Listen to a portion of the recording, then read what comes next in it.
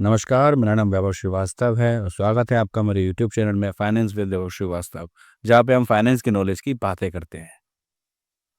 तो आज हम बात करेंगे लोन अगेंस्ट प्रॉपर्टी के बारे में। लोन अगेंस्ट प्रॉपर्टी क्या होती है, इसका यूज़ क्या होता है, हम इस लोन अगेंस्ट प्रॉपर्टी को कहाँ-कहाँ, किस-किस जगह पे यूज़ कर सकते हैं, हमारे बेनिफिट्स क्या-क्या हो सकते हैं, हमारे नुकसान क्या-क्या हो सकते हैं, किसको लोन अगेंस्ट प्रॉपर्टी मिल सकता है, किसको लोन अगेंस्ट प्रॉपर्टी नहीं मिल सकता है। तो एक डिटेल कंप्लीट वीडियो होगी। तो आपसे आशा करता हूँ कि आप इस वीडियो को बिल्कुल लास्ट तक बने रहें, जिससे कि आपको लोन अगेंस्ट प्रॉपर्टी यानी लैप या जिसे आप सिक्योर्ड लोन भी बोलते हैं, आपको उसकी पूरी नॉलेज मिले और आप कभी इन फ्यूचर कभी लोन अगेंस्ट प्रॉपर्टी के लिए लेने के लिए जाएँगे, तो आपको पूरी नॉलेज हो सकती है, आपको कोई बेवकूफ़ या पागल नहीं बना सकता है, हमारी इस वीडियो को देखने के बाद। चलिए शुरू करते हैं आज का ये टॉपिक लोन अगेंस्ट प्रॉपर्टी या secured loan. Loan against property में जैसे कि आप लोग अपनी प्रॉपर्टी को मॉर्गेज करते हैं, जो आपके पास ऑलरेडी एक प्रॉपर्टी है, जैसे कि आपका मकान, आपकी दुकान, आपका कोई प्लॉट या कोई कमर्शियल चीज़ हो आपके पास, जो आपके खुद के नाम पर हो, आप उसको बैंक को गिरवी रख के दे सकते हैं और आपको जो पैसा मिलता है, आप उसको अपने पर्सनल यूज़ या कोई शादी या ब्याह या कोई आपके बच्चों को एजुकेशन के लिए पैसा चाहिए या कुछ भी एक्स वाई ज़ेड का जो काम हो आपके पास, आप उसके लिए आप उनको बता सकते हो कि मुझे ये काम के लिए पैसा चाहिए, आपको वो लोग लोन फंड कर देते हैं। हालाँकि लोन अगेंस्ट प्रॉपर्टी का रेट होम लोन से थोड़ा-सा ज़्यादा होता है। अगर आपको होम लोन 8% में मिलता है, तो आपको लोन अगेंस्ट प्रॉपर्टी 9 से 10% के बीच में मिल सकता है। अगर मैं सिंपल भाषा में बात करूँ कि लैप क्या होता है, तो वो लैप का मतलब ये होता है आपकी कोई प्रॉपर्टी या आपकी ज़मीन या आपका प्लॉट जो आपके नाम पर है, आप उसको बैंक को गिरवी रखने को देते हैं और उस पैसे को आप लोग यूज़ करते हैं। जिस पैसे को आप लोग जब तक बैंक को वापस नहीं करते हैं, वो प्रॉपर्टी बैंक के पास ही जमा रहती है। पर वो प्रॉपर्टी फ्री होल्ड होती है, वो प्रॉपर्टी आप ही के नाम पे होती है, तो आप उस प्रॉपर्टी को कुछ भी कर सकते हैं। जैसे कि उसे रेंट पे चढ़ाना या अगर आपको कुछ प्रॉब्लम हो रही है, तो आप उसे सेल आउट भी कर सकते हैं और जो पैसा आपके पास आए, वो आप बैंक को वापस करके प्रॉपर्टी पेपर ले सकते हैं। तो सिंपल भाषा में लैप बहुत एक आसान एक लोन होता है, जिससे आप अपनी नीड को फुलफ़िल कर सकते हैं ऑन द टाइम। आपको कोई भी किसी के आगे हाथ फैलाने की ज़रूरत नहीं होगी कि आपको अपने रिश्तेदार के पास जाके या कोई अदर पर्सन के पास जाके आपको पैसे की नीड पड़े, तो आपके लिए बेस्ट ऑप्शन लैप रहता है अगर आपको लोन अमाउंट थोड़ा ज़्यादा चाहिए। अब बात करते हैं लैप को क्यों लेना चाहिए इंसान को? देखिए लैप लेने के ना बहुत सारे फ़ायदे होते हैं। जैसे कि आपके घर में कोई फंक्शन है, कोई शादी है या कोई आपका बच्चा एजुकेशन के लिए पैसा चाहता है या आपको कोई मेडिकल इमरजेंसी है जिसमें आपका लाखों रुपए खर्च हो रहा है, तो उसके लिए आपको लैप एक बेस्ट ऑप्शन है कि आपको लैप ले लेना चाहिए। अब बात करते हैं लैप कौन ले सकता है? देखिए लैप हर कोई ले सकता है, कोई सैलरीड पर्सन हो जिसका अकाउंट में सैलरी आ रही हो, कोई सेल्फ एम्प्लॉयड हो, या कोई बिज़नेस ओनर हो, कोई भी लैप ले सकता है। लैप लेने के लिए अलग-अलग क्राइटेरिया होते हैं, एलिजिबिलिटीज़ होती हैं। अब बात करते हैं एलिजिबिलिटी की। फर्स्ट ऑफ ऑल सैलरीड को लिखते हैं। सैलरीड की एलिजिबिलिटी बैंक कैसे डिसाइड करती है? अब बात करते हैं एलिजिबिलिटी की।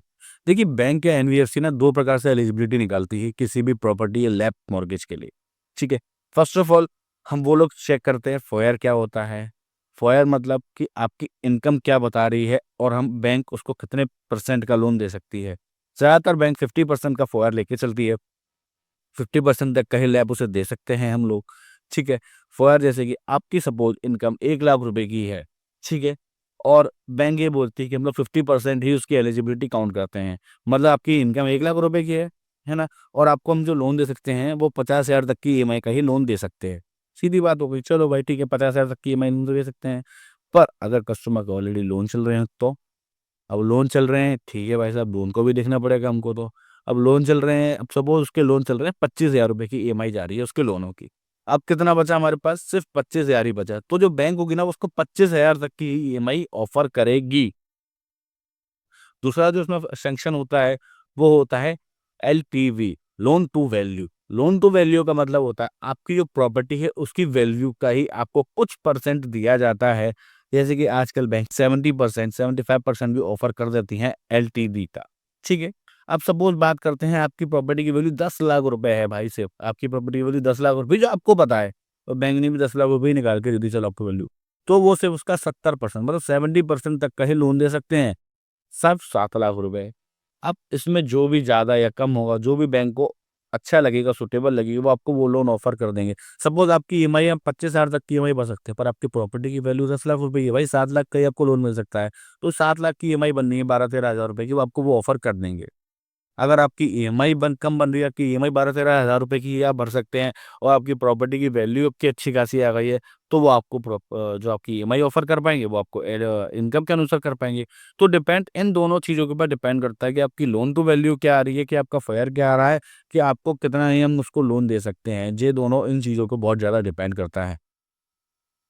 ठीक है? अब बात करते हैं डॉक्यूमेंट्स की, कि क्या-क्या डॉक्यूमेंट्स चाहिए होते हैं। पहले हम बात करते हैं सैलरी के लिए डॉक्यूमेंट्स क्या-क्या चीज़ें चाहिए होती हैं। देखिए सैलरी एक बहुत सिंपल प्रोफ़ाइल होती है, जिसमें हमें कोई ज़्यादा डॉक्यूमेंट्स की ज़रूरत नहीं होती है। हमें उसकी केवाईसीज़ चाहिए, जैसे कि आधार कार्ड, पैन कार्ड, हमें उनकी सैलरी स्लिप चाहिए, 3 मंथ की सैलरी स्लिप, 6 मंथ का बैंक स्टेटमेंट चाहिए होता है। अगर कस्टमर के पास फॉर्म 16 है, तो वेल एंड गुड, हमें उनका फॉर्म 16 भी चाहिए। आईटीआर है, तो वेल एंड गुड, हमें उनके 2 साल के आईटीआर भी चाहिए। इसके अलावा हमें कुछ होम्स के डॉक्यूमेंट्स चाहिए होते हैं, जैसे कि बिजली का बिल, हमें पूरा टाइटल चेक करना होता है, जैसे कि आप 13 साल जैसे आप लोग जानते हैं कि प्रॉपर्टी जैसे आज मेरे पास है, मैंने 2024 में रजिस्ट्री कराई है प्रॉपर्टी की, तो मेरे पास कहाँ से आई प्रॉपर्टी? उसके पास 2013 में उसने प्रॉपर्टी परचेज़ करी थी। तो हमारी सपोज़ जैसे कि अभी भी हमें 11-12 साल हो गए हैं इस प्रॉपर्टी को, पर हमें फिर भी 1 साल रह गया, भैया हमें 13 साल चेक करने हैं। तो अब वो 2013 वाली प्रॉपर्टी किसके उसके पास कैसे है, तो हमें उसके पेपर भी हमें चाहिए होते हैं, कि पूरे हमें पता लगे कि 13 साल हमें कैसे हुए इस प्रॉपर्टी को। हमें पूरे 13 साल चेक करने होते हैं। इसके अलावा हमें उनका नगर निगम का रसीद अगर है, तो वेल एंड गुड वाली बात है, हमें वो भी चीज़ चाहिए होती है। अब बात करते हैं सेल्फ एम्प्लॉयड के डॉक्यूमेंट्स में हमें क्या-क्या चाहिए होते हैं। सेल्फ एम्प्लॉयड के डॉक्यूमेंट्स में हमें चाहिए होते हैं, केवाईसीज़ चाहिए होती हैं उनकी, उनके फाइनेंशियल्स में हमको बैंक स्टेटमेंट चाहिए होता है उनका, 3 साल के आईटीआर चाहिए होते हैं हमको उनके। अगर उनके पास जीएसटी वगैरह है, तो हमें उनके जीएसटी भी चाहिए होता है। ठीक है? बात करते हैं प्रॉपर्टी में, तो जैसे समझो हमें सैलरीड प्रॉपर्टीज़ में चाहिए होते हैं, वही हमें सेल्फ एम्प्लॉयड की प्रॉपर्टीज़ में भी चाहिए होते हैं। ठीक है? तो जो हमने दोनों आपको टॉपिक बताए हैं आज, सैलरीड और सेल्फ एम्प्लॉयड के हमें क्या-क्या डॉक्यूमेंट्स चाहिए हो। अब बात करते हैं भाई कि हमें नुकसान क्या होता है लेने का और फ़ायदे क्या होते हैं लेने के। तो पहले बात करते हैं अपन फ़ायदे की, कि लैब लेने के फ़ायदे क्या होते हैं। आपने जैसे कि पर्सनल लोन बहुत लोगों ने लिया होगा। पर्सनल लोन में क्या होता है, आपकी ब्याज थोड़ी ज़्यादा होती है। आपको ब्याज बहुत हेवी लग रही होती है उनकी, और उनका दूसरा टेन्योर भी कम होता है, जिससे आपकी ईएमआई बहुत ज़्यादा आ रही होती है। तो उसके लिए आपका बेस्ट ऑप्शन होता है लैप, लोन अगेंस्ट प्रॉपर्टी, जिसमें आपको टेन्योर थोड़ा ज़्यादा मिल जाता है, आपको ब्याज भी कम होती है। जैसे कि आप अगर एक अच्छे सैलरीड पर्सन हैं, तो आपको लैप मिल जाता है 12 से प 12 सॉरी नहीं, 12 तो बहुत कम हो गया, 15, 16, 17 के आरओआई पे आपको लैप मिल जाता है। पर अगर आप सैलरीड हो, अच्छे प्रोफाइल है आपकी, तो आपको 11 से 12 के परसेंट के बीच में आपको लोन अगेंस्ट प्रॉपर्टी मिल जाती है। तो आपका एक जो ये फ़ायदा होता है कि आपको ब्याज थोड़ी हो जाती है। दूसरी चीज़, जैसे कि आपने अगर बहुत ज़्यादा सुना भी होगा, देखा होगा कि आपका कोई दोस्त या मित्र लोग कर्ज़े में थोड़ा डूबा हुआ है, कि उसके पास क्रेडिट कार्ड बहुत सारे हैं, उसके पास लोन बहुत सारे हो चुके हैं। तो एक इनके पास प्रोडक्ट होता है कि ये सारे लोनों को मर्ज करके एक सिंगल लोन बना देते हैं। जैसे कि कोई ईएमआई 50,000 की सैलरीड है किसी की, और वो 50,000 ही ईएमआई भर रहा है। भाई उसके पास कुछ बच नहीं पा रहा है। तो ये फ़ायदा होता है लोन अगेंस्ट प्रॉपर्टी लेने का, कि वो सारी सब लोनों की खत्म करके एक ईएमआई बना देते हैं, जिसकी आपकी ईएमआई 20-30 हज़ार के आस-पास की रह जाती है। बहुत बड़ा फ़ायदा होता है लोन अगेंस्ट प्रॉपर्टी लेने का, आपको टेन्योर ज़्यादा मिल जाता है, आपको ब्याज भी थोड़ी कम मिल जाती है, और आपको बहुत सारे लोन चल रहे हैं, तो आपको एक लोन भी मर्ज करके मिल जाता है। देखिए घाटे की बात करूँ, तो घाटा भी इसमें होता है भाई। आप होम लोन लेने जाओगे, तो आपको 8% पे होम लोन मिल जाएगा अच्छी रेट में, तो आपको वहीं 1.5 से 2% की एक्स्ट्रा ब्याज देनी होती है। ठीक है? होम लोन में आपको टेन्योर और ज़्यादा मिल जाता है भाई। होम लोन में आपको 15-30 साल तक का टेन्योर मिल जाता है, पर लैब में ऐसा नहीं होता। लैब में 15-20 साल का ही आपको समय मिलता है। तो भाई जहाँ फ़ायदे हैं, वहाँ नुकसान तो होते ही होते हैं। ठीक है ना? और इसमें और भी बहुत सारी चीज़ें होती हैं, जैसे कि अगर आप कभी लोन लेने जा रहे हो, लैब लेने जा रहे हो, तो मेरी आपको सलाह ये है कि भाई आप पहले ना थोड़ा देखें। उनको थोड़ा कंपेयर करें। मैं हर वीडियो में बोलता हूँ, अगर आपने मेरा होम लोन वाला वीडियो लास्ट देखा होगा, तो आपको उसमें पता लगेगा। भाई मैं कंपेयर करने की ज़रूर बोलता हूँ। ऐसा नहीं कि आप किसी भी एक बैंक में जाके बोल दो कि भाई मुझे लोन दे दो। नहीं, आपको कंपेयर करना चाहिए भाई, आपका पैसे का सवाल है। आप कंपेयर करो वहाँ पे जाके कि आपका रेट ऑफ इंटरेस्ट क्या है। देखो आपको पता लग गया कि आपको डॉक्यूमेंट क्या-क्या चाहिए। आपने मेरी वीडियो देखी, आपको पता लगा कि आपको डॉक्यूमेंट क्या-क्या चाहिए। तो भाई सीधी बात है, पहले वो डॉक्यूमेंट कलेक्ट कर लो सारे। आपने सारे डॉक्यूमेंट कलेक्ट कर लिए, आपको लग रहा है कि भाई मेरे पास सारे डॉक्यूमेंट्स हैं, कि मुझे इतना पता है कि मुझको इतना लोन मिल सकता है। तो भाई आप महंगी ब्याज क्यों दोगे? सस्ती ब्याज दो ना। आप उस जगह पे जाओ, आप पहले किसी बैंक के एम्प्लॉय से जाके मिलो कि भाई आपके डॉक्यूमेंट्स क्या क्या है। मेरे पास सारे डॉक्यूमेंट, अब क्या रेट आप दे सकते हो? आप उतना रेट दे सकता हूँ सर मैं। ठीक है, कोई दिक्कत नहीं है। आपके प्रोसेसिंग फीस क्या होती है? ज़्यादातर बैंक के प्रोसेसिंग फीस 0.5 से लेकर 2% की प्रोसेसिंग फीस काटती है। आप उनसे डिमांड करिए कि मुझे 0.5 ही प्रोसेसिंग फीस मिल जाए। अगर आप उस लायक हुए तो आपको जरूर मिलेगी प्रोसेसिंग फीस। समझ रहे हैं?